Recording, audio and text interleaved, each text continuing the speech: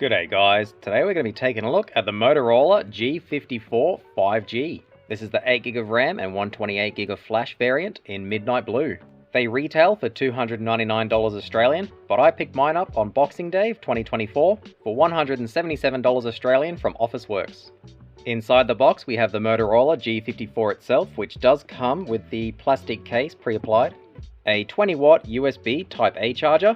This can output 5 volts, 10 volts and 12 volts, a USB-A to USB-C cable, and a SIM eject tool. On the front of the phone we do have a sticker which does need to be removed to use the phone. Taking a look around the device, on the right hand side we have our power button as well as volume up and down. There is not much on the top, not much on the right hand side, and on the bottom we have a USB Type-C 2.0 port. This is not USB 3, and our headphone socket. I'll power up the device, go through the initial setup, and we'll come back and take a look at how well it performs. This device features an octa-core MediaTek Dimensity 7020 CPU, 8GB of RAM, 128GB storage with a microSD slot supporting up to 1TB microSDs, a 6.5-inch 1080 by 2400 120Hz LCD display, a 5000 mAh non-removable battery, and comes with Android 13 out of the box, which is immediately upgradable to Android 14.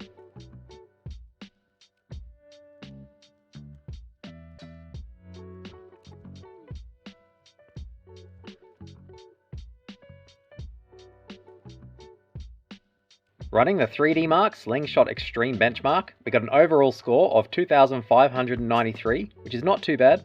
Apparently I scored 91% better than all of the other Motorola G54s, which is interesting, maybe because this is fresh out the box with no bloat installed. Also, it says this score is better than 56% of the results from all other devices, which is pretty neat. Next up, we'll be trying some YouTube. This is 4K high bitrate, and it is running flawlessly.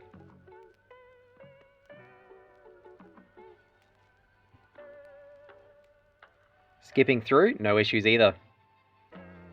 Next up, we'll try some games. This is Minecraft Trial Edition.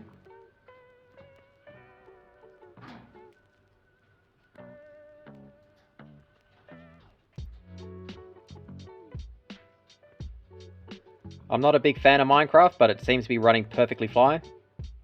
This is using these stock settings. It was very quick building the world, almost instant. And there's no lag.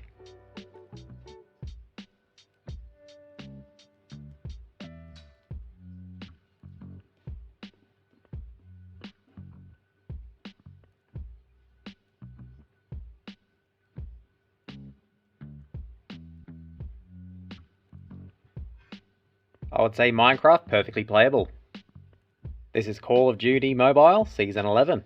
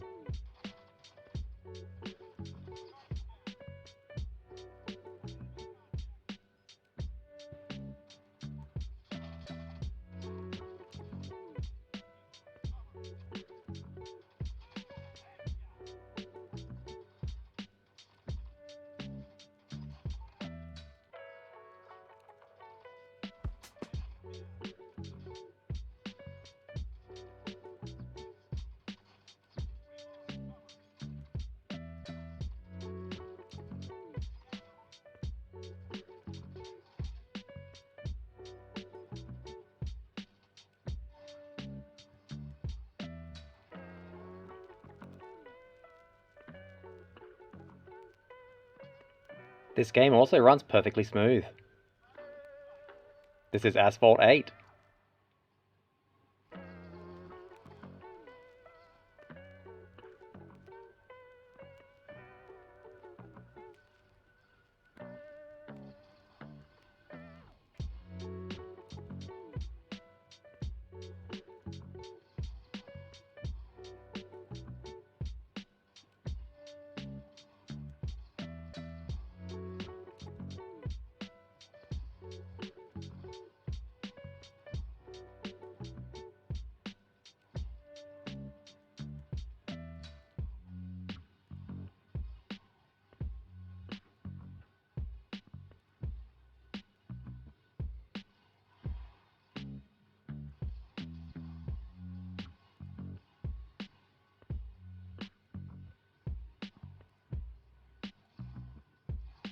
The USB-C port is only USB 2.0 and not 3.0, so it does not support video over USB-C. I have tested it with my Wavelink USB-C dock, which usually works fine on USB 3.0 Type-C ports. USB-C headphones do work, which is nice, although it does also have a dedicated 3.5mm headphone socket. It also has full USB host support, so you can connect things like USB mice, keyboards, and flash drives. Out of the box, it did not have a screen protector pre-applied or included, unlike some other devices, but I had no issues with these cheap 2 for $7 glass ones from eBay. They were super easy to apply, and since they are glass, you do get multiple attempts, unlike the cheap flexible plastic ones that need to be applied perfectly on the first try. My biggest issue is out of the box, it tries to install a few gig worth of junk apps and games that nobody would normally want. Uninstalling these apps didn't help, as they were immediately queued back up to install once again on the Play Store. In order to stop these from continuously installing, you do need to disable two system apps, Moto Apps and Moto App Manager. To disable, open up Settings, type in Moto, Apps, one word, select the Moto Apps app, and click Disable. As you can see, I have already done it. The second app we need to disable is Moto App Manager. So again, going to search, typing in Moto App Manager, not Launcher, and clicking Disable, which I have already done.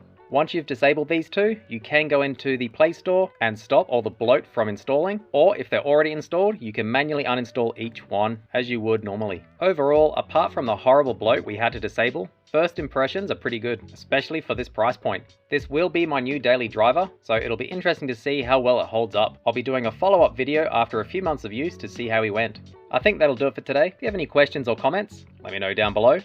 Otherwise, thanks for watching.